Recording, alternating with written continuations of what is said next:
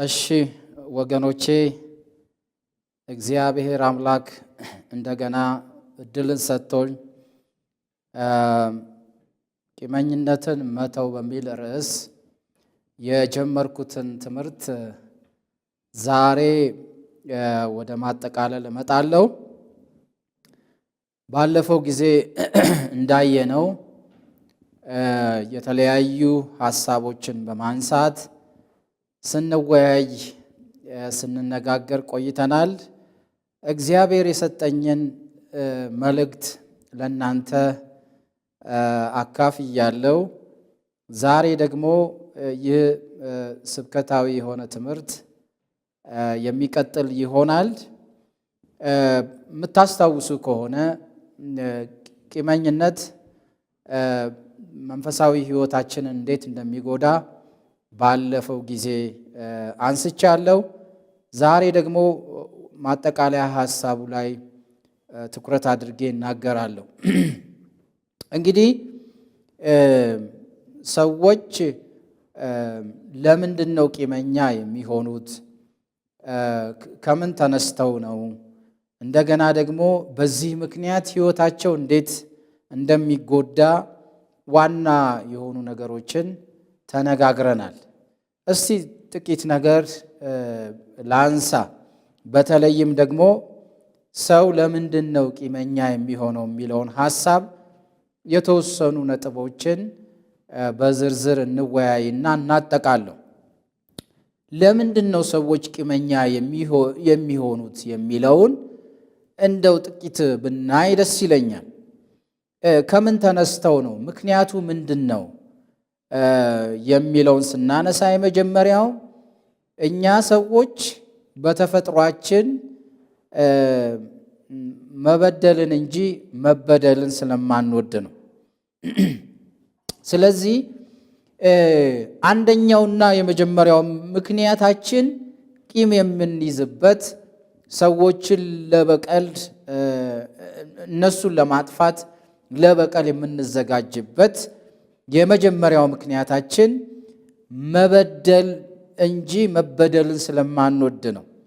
ይሄ መበደልን አለመውደድ ከየት የመነጨ ነው ካልን ደግሞ ከእኔነት ነው። እኔነት ራስ ወዳድነት ነው። እኔነት እልህኝነት ነው። እኔነት ብዙ ነገሮች በውስጡ አሉ። ስለዚህ ከእኔነት የመነጨ ባህሪ ነው አለመበደል። ይልቅ ሰዎችን መበደል እንወዳለን። በአንድ አካል ውስጥ አንድ ብልት በማይሽር ቁስል የተመታ ከሆነ የተጎዳ ከሆነ ሌሎች ብልቶች በሙሉ የታመሙ እንደሚሆኑ ሁሉ እንደሚሰቃዩ ሁሉ እኔነት ባለበት ማንነት ውስጥ እኔነት ባለበት ህብረት ውስጥ የእኔነት ጠላት የህብረት ጠላት እና ዋናው እኔነት እንደሆነ ይገባኛል። ለመሆኑ እኔነት ምንድን ነው ካልን እኔነት ያልተካደ ማንነት ነው። እኔነት ያልሞተ ማንነት ነው። በውስጡ የተሰወረ ዓለማዊነት አለበት። እኔነት አላስፈላጊ ትምክህት ነው። ከኔ በላይ ማን አለ? ከእውቀቴ በላይ ማን አለ? ከቋንቋዬ በላይ ማን አለ? ከኔ ዘር በላይ ከኔ ጎሳ በላይ ማን አለ የምንልበት አስቸጋሪ የሆነ ባህሪ፣ አስቸጋሪ የሆነ ውስጣዊ ያልተካደ ማንነት ነው። በእግዚአብሔር መንፈስ አማካኝነት በእግዚአብሔር ጸጋ አማካኝነት እኔነትን ማሸነፍ ካልቻልን ለበቀል የምንዘጋጅ ወንድሞቻችንን በቂም በቀል ተነስተን የምንጎዳ ሰዎች እንሆናለን። እኔነት ባለበት ደግሞ አንድነት የለም። እኔነት ባለበት ደግሞ ህብረት አይኖርም። እኔነት ባለበት ደግሞ ትምክህትና አስቸጋሪ የሆኑ ለወንጌል እንቅፋት የሚሆኑ ማንነቶቻችን ይገለጣሉ። ለመሆኑ የእኔነት ባህሪ ያለባቸው ሰዎች አለብን የምንል ሰዎች ወይም ደግሞ በእኔነት ውስጥ ስንመላለስ የሚታዩብን ባህሪዎች ምንድናቸው የሚለውን በዝርዝር ላንሳ። በመጀመሪያ እኔ የሚል ሰው በውስጡ እኔ የሚል ሰው ከኔ በላይ ማን አለ የሚል ሰው የመጀመሪያው የታይታ ረሃብ ያለበት ሰው ነው። መታየትን የሚፈልግ በጸሎት መሰዊያው ላይ ሳይሆን ባገኘው አጋጣሚ ሁሉ በምኩራቦች፣ በመቅደሶች፣ በየቦታው ልክ እንደ ፈሪሳውያን ራሱን ማሳየት የሚፈልግ ሃይማኖቱን ማሳየት የሚፈልግ ነው። በአገልግሎት ደጅ ላይ ደግሞ እጅግ ቀልጣፎች ናቸው። በአገልግሎት ደጅ ቅልጥፍናቸው እጅግ የተለየ ነው። ሰዎች እንዲያዩዋቸው፣ ውጫዊ ነገራቸው እንዲታይ በኔነት ችግር ውስጥ ያሉ ሰዎች ይገለጣሉ። ይሄ ብቻ ሳይሆን የታይታ ረሃባቸውን ቀና ደፋ እያሉ የሚያሳዩት በውስጣቸው ያሰሉት የሂሳብ ቀመር ግቡን እስኪመታ ድረስ ነው። ስለዚህ ቀና ደፋ እያሉ በተቻላቸው መጠን ራሳቸውን ለማሳየት የሚፈልጉት በውስጣቸው የሰወሩት ዓላማቸው ከግብ እስከሚደርስ ድረስ ነው የሚታገሉት። ስለዚህ የኔነት ችግር ያለበት ሰው፣ በኔነት ማንነት ውስጥ የሚመላለስ ሰው ኢየሱስን ሳይሆን ራሱን ለማሳየት የሚጥር ነው። ለምሳሌ በመጽሐፍ ቅዱሳችን ውስጥ በዘፍጥረት ምዕራፍ 11 ላይ ታስታውሱ እንደሆነ ግንቡን እስከ መጨረሻ ድረስ መስራት የፈለጉት በየትኛውም በምድር ጥግ የእነሱ ማንነት እንዲታይ፣ ራሳቸውን ለማሳየት፣ አቅማቸውን ለማሳየት፣ ሀብታቸውን ለማሳየት ከመጣራቸው የተነሳ በእግዚአብሔር ላይ በአመፅ ሲነሱ፣ በትምክት ሲነሱ፣ ራሳቸውን ለዓለም ለማሳየት ሲነሱ እግዚአብሔር ተነስቶ እንዴት አድርጎ እንደበተናቸውና እንዳጠፋቸው እናያለን። ቋንቋቸው እንዴት እንደተደበላለቀ እናያለን። ስለዚህ በኔነት ውስጥ የሚኖሩ ሰዎች የመጀመሪያ ባህሪያቸው ራሳቸውን ለማሳየት የሚጥሩ በዚህ ረሃብ ውስጥ የሚኖሩ ናቸው። ሁለተኛው ደግሞ የራሳቸው ጥፋት የማይታያቸው ነገር ግን የሌላውን ስህተት ለማሳየት የሚጥሩ ሰዎች ናቸው። የራሳቸው ስህተት አይታያቸው፣ ጥፋታቸው አይታያቸው። በተቻለ መጠን ግን የሚያደርጉት በዚህ ባህሪው ውስጥ በዚህ ማንነት ውስጥ የሚኖሩ ሰዎች የሌላውን ስህተት ለማጉላት የሌላውን ስህተት ለማሳየት የሚጥሩ ናቸው። ስህተታቸውን ደግሞ የማያምኑ ተመጻዳቂዎች ናቸው። ኃጢአተኛ ነኝ ብሎ እያለቀሰ በሚናዘዘው ሰው የሚያሾፉ ለንስሐ ክፍት ልብ የሌላቸው ተመጻዳቂዎች ናቸው። መጽሐፍ ቅዱሳችን ታስታውሳላችሁ፣ በመቅደስ ገብቶ ሁለት የተለያዩ ሰዎች በምሳሌ ቀርበውልናል። አንደኛው ልቡን እየደቃ እያለቀሰ ጌታ ሆይ እኔ ኃጢአተኛ ነኝ ማረኝ እያለ በንስሐ አምላኩን ሲፈልግ፣ አንደኛው ደግሞ ይሄንና ያንን አደርጋለሁ ስጦታዬን እሰጣለሁ እያለ በራሱ የሚታመን ሰው ነበረ። እንግዲህ በክፍሉ እንደምትረዱትና እንደምታዩት በእውነት ይህ ኃጢአተኛ ሰው ድካሙን፣ በደሉን፣ መተላለፉን በአምላኩ ፊት እየተናዘዘ ለእግዚአብሔር ራሱን በመስጠት እባክህን ማረኝ እያለ ሲጮህና ሲያለቅስ፣ ይህኛው ተመጻዳቂው ግን በእርሱ ስህተት በእርሱ ለቅሶ በጣም የሚደሰት ነገር ግን ራሱን እንደ ጻድቅ የሚቆጥር ሰው ነበረ። ለንስሐ ክፍት ልብ አልነበረውም። እግዚአብሔር ግን የዚህን የምስኪኑን ሰው ጸሎት ሲሰማ፣ ልመናውን ሲሰማ ኃጢአቱን እንዴት ይቅር እንዳለው እናያለን። በእውነት ሰዎች በሙሉ ልባቸው በሙሉ ማንነታቸው ኃጢአተኝነታቸውን ተረድተው በሙሉ ማንነታቸው እግዚአብሔርን ከፈለጉት እግዚአብሔር ይገኝላቸዋል። እግዚአብሔርን ከፈለጉት ይገኝላቸዋል። ወደ እግዚአብሔር ከተመለሱ እግዚአብሔር ይቀበላቸዋል።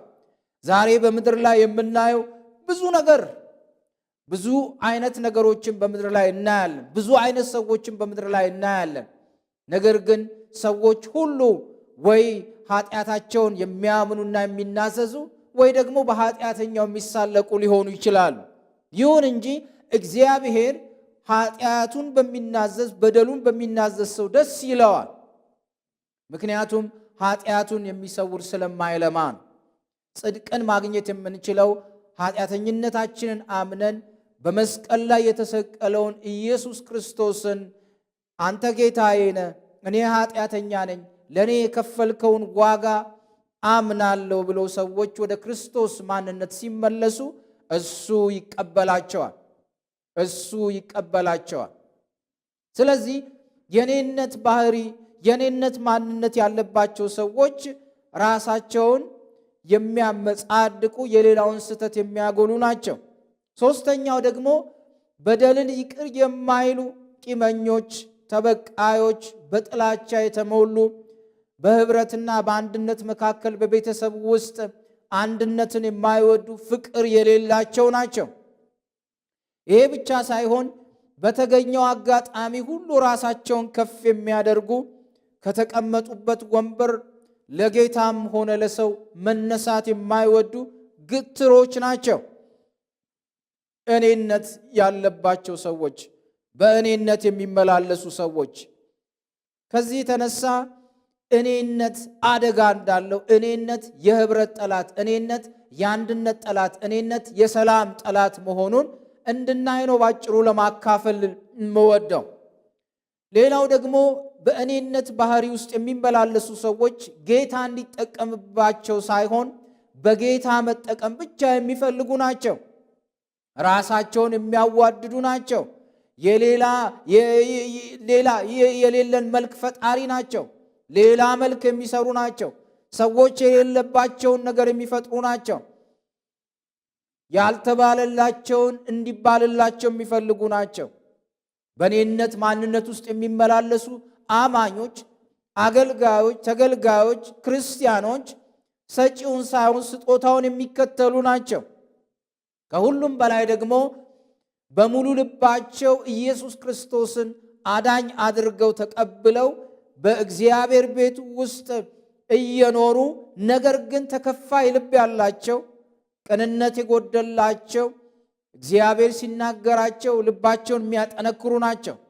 አቋም የሌላቸው ወላዋዮች ናቸው። በመከራና በፈተና ጊዜ በአደባባይ ጌታን ለመካድ የተዘጋጁ ናቸው። በእኔነት ውስጥ የሚመላለሱ ሰዎች በሰው ውጫዊነት ላይ አተኳሪ፣ መንፈሳዊ እይታ የሌላቸው፣ ራዕይ የሌላቸው፣ የጎደላቸው ሰዎች ናቸው። በእኔነት ባህሪ ውስጥ በእኔነት ማንነት ውስጥ ስጋዊ አስተሳሰብ ውስጥ የሚኖሩ ሰዎች የቤተ ክርስቲያን ወጪና ገቢ ተቆጣጣሪ፣ ጠብ ፈጣሪዎች እንጂ ፍቅርን የማያውቁ ናቸው። ስለዚህ ለቂም በቀል የሚነሱበት የመጀመሪያው ዋነኛው ሐሳብ ሰዎችን መበደል፣ ሰዎችን ማሳዘን እንጂ መበደልን ስለማይፈልጉ ከዚህ የተነሳ ለቂም በቀል ይሮጣሉ። አንደኛውና የመጀመሪያው ለቂም በቀለኝነት እንዲራመዱ የሚያደርጋቸው እኔነት ነው። ሌላው ደግሞ ክፉ ቅንዓት ነው። ክፉ ቅንዓት ሰዎች ኃጢአትን ሲያደርጉ፣ በደልን ሲያደርጉ፣ ሲበድሏቸው ሰዎችን ይቅር ላለማለት ሁለተኛው ምክንያት ቅንዓት ነው። ቅንዓት የሰዎችን ኃጢአት ይቅር እንዳንል ያደርጋል። ክፉ ቅንዓት አደጋ አለው። በተለይም ደግሞ ለወንድማችን ሲደረግለት ስናይ አንወድም ይሆናል። ለወንድማችን ሲደረግለት፣ መልካም ሲሆንለት፣ ሲያድግና ከፍ ሲል፣ ሲባረክ፣ እግዚአብሔር ሲረዳውና ሲያግዘው እርሱ ለተደረገለት ነገር ደስ የማይለን ከሆነ፣ እሱ በተባረከው በረከትኛ ደስ የማይለን ከሆነ በውስጣችን ክፉ ነገር አለ ማለት ነው። ለምሳሌ በአንደኛ ሳሙኤል ምዕራፍ 18 ከቁጥር 6 እስከ 9 ስናነብ እንዲህ ሆነ ይላል። እንዲህ ሆነ ፍልስጤማዊውን ዳዊት ፍልስጤማዊውን ገድሎ በተመለሰ ጊዜ ሴቶች እየዘፈኑ እየዘመሩ ከበሮ እየመቱ ንጉሡን ሳኦል ሊቀበሉት ሲወጡ ሴቶቹ ሳኦል ሺህ ገደለ፣ ዳዊት እልፍ ገደለ እያሉ ሲዘምሩ እየተቀባበሉ ሲዘምሩ ሳኦል እጅግ ተቆጣ ይላል። ይህም ነገር እጅግ አስከፋው ይላል። እርሱም ለዳዊት እልፍ ሰጡት፣ ለእኔ ግን 1000 ብቻ ሰጡኝ፣ ከመንግሥቴ በቀር ምን ቀረበት ብሎ እጅግ ሲበሳጭ እናየዋለን። ከዚያን ቀን ጀምሮ ሳኦል ዳዊትን ተመቅኝቶ ተመለከተው ይላል። ክፍሎቹን ሁሉ እያጠናን ስንሄድ እንዴት አድርጎ ሳኦል ዳዊትን ለመግደል እንደ ጣረ በየሄደባቸው መንገዶች ሁሉ ሲያሳድደው፣ እሱን ለማጥፋት ሲያሳድደው፣ እርሱን ለመግደል ሲያሳድደው እናያለን። ይሁን እንጂ እግዚአብሔር በዳዊት ላይ ያስቀመጠው የከበረ ቅባት የንግስና ቅባት ስለነበረ እግዚአብሔር በእያንዳንዱ ስቴፕ ዳዊትን ሲመራው፣ ዳዊትም ደግሞ አስተውሎ ሲያደርግ እናያለን። ሳኦል ዳዊትን ለመግደል በሮጠ ቁጥር እግዚአብሔር ደግሞ ዳዊትን ሲያስመልጠው እናያለን። በቅንዓት ተነስቶ እግዚአብሔር በዳዊት ላይ ያደረገውን ነገር ባለማስተዋል ሊያጠፋው ሲሞክር እናያለን። ይሁን እንጂ እግዚአብሔር መልካም ስለነበር ዳዊትን አምባ ሆኖ ሲከልለው ሲሸፍነው እናያለን። አጠገባችን ያሉ ሰዎች ሲበልጡን ከኛ ተሽለው ሲገኙ ባልንጀራችን የተሻለ ሆኖ ሲታይ መልካም የሆነለት ይህ ሰው መልካም እንደሆነለት ደስ ብሎ ልንቀበለው ሲገባ ሳንቀበለው ስንቀር በውስጣችን ክፉ ቅናት እንዳለ ከዚህ ክፍል እንማራለን።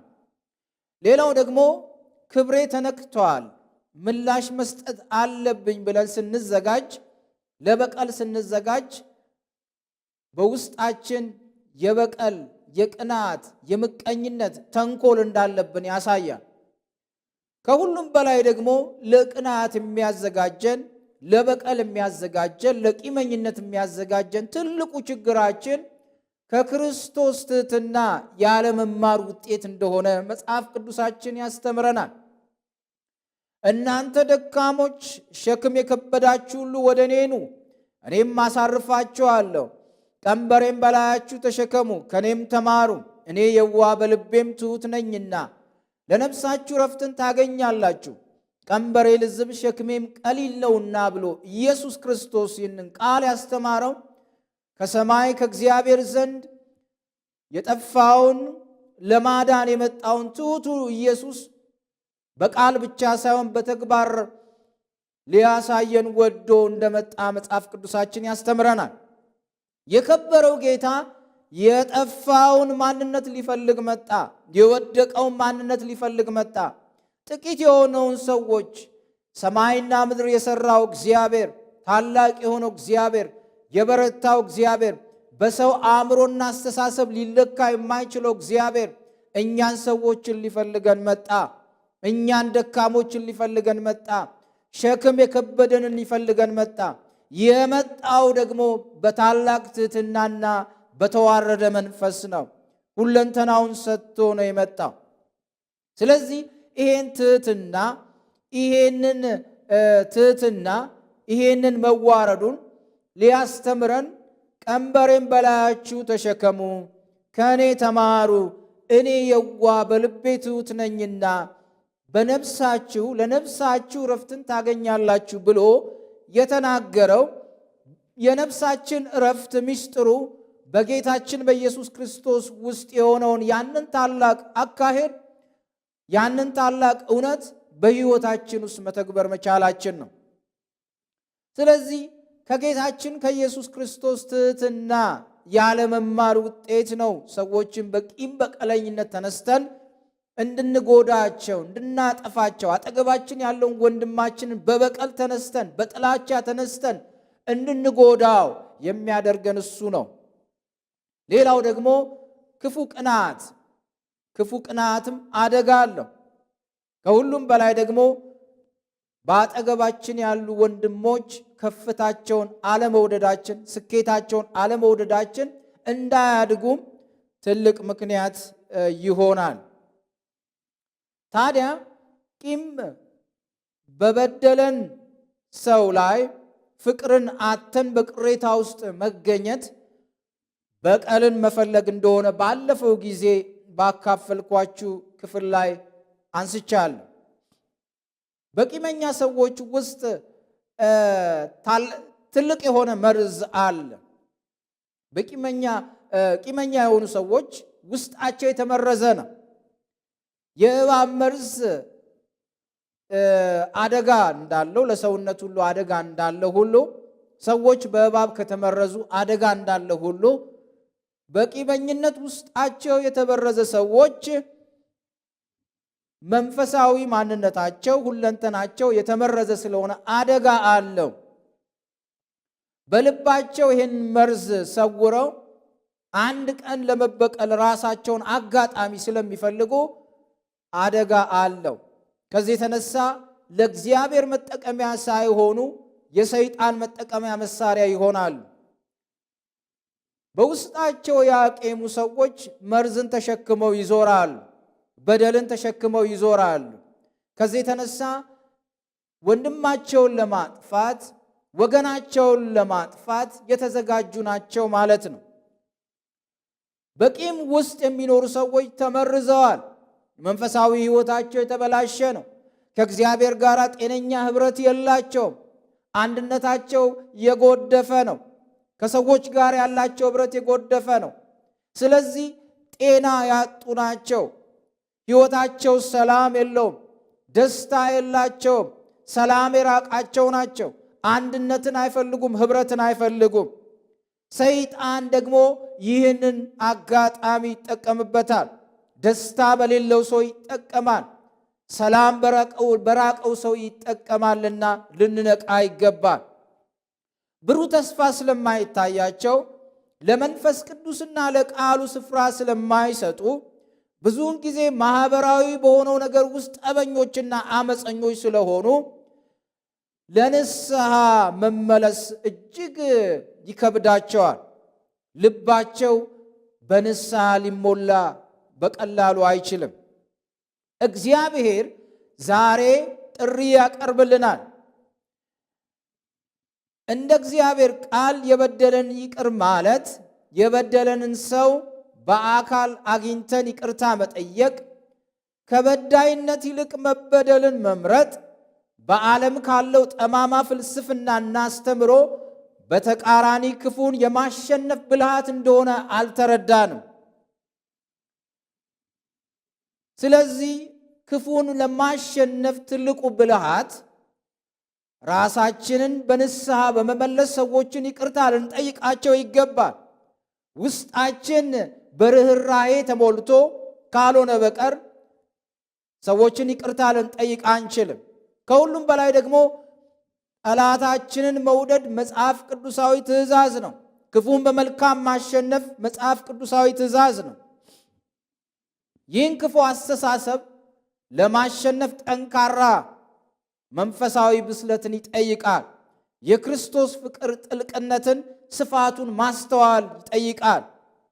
በቀል የእግዚአብሔር ነውና የበደልንን ለመበቀል አንነሳ። ሰው የዘራው ያንኑ ያጭዳልና እንመለስ። እግዚአብሔር ዛሬም ሊቀበለን የፍቅር እጁ የተዘረጋ ነው። የእግዚአብሔር ጸጋ ለእኛ ዛሬም የተዘረጋ ነው። እግዚአብሔር በጸጋው ሊያግዘን ዛሬም ልቡ የተከፈተ ነውና ወደ እግዚአብሔር ልብ እንመለስ። ያን ጊዜ መንፈሳዊ ድል ይሆንልናል። ታዲያ ምን እናድርግ ለሚለው መርዙን ዛሬውኑ እናምክን።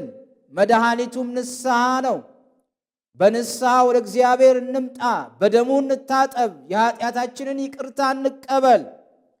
ኃጢአቱን የሚሰውር ሰው አይለማም። የሚናዘዝባትና የሚተዋት ግን ምሕረትን ከእግዚአብሔር ዘንድ እንደሚቀበል ጠቢቡ ሰለሞን በምሳሌ ምዕራፍ 28 ቁጥር 13 ላይ ይነግረናል። ሁለተኛው ደግሞ ከዚህ ጋር ተያይዞ ምን እናድርግ ለሚለው ያሰርናቸውን ሰዎች እንፍታቸው። ይቅር አለ ማለት ማሰር ነው። ይቅር አለ ማለት መበደል ነው። ማቴዎስ 16 ቁጥር 19 ላይ እናንበብ። ሌላው ደግሞ የበደሉንን አሁኑኑ ይቅር እንበላቸው እግዚአብሔርም እኛን ይቅር ይለናል።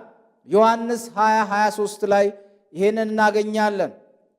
ሌላው ሦስተኛው ደግሞ ለሁሉ ሰው ምሳሌ እንሁን፣ ሰላምን እንስበክ፣ ትሕትና ይኑረን።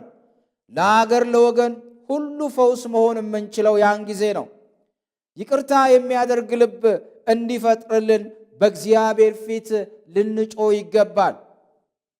ሰቆቃወ ኤርምያስ እንደተናገረው መልሰን እንመለሳለን፣ ዘመናችንን እንደ ቀድሞ አድስ እንዳለ ዘመናችን የሚታደሰው፣ ሕይወታችን የሚታደሰው፣ ቤታችን የሚታደሰው፣ ትዳራችን የሚታደሰው፣ ምድራችን የምትታደሰው የምትፈወሰው እኛ በእግዚአብሔር ፊት በንስሐ ስንመለስ ነው።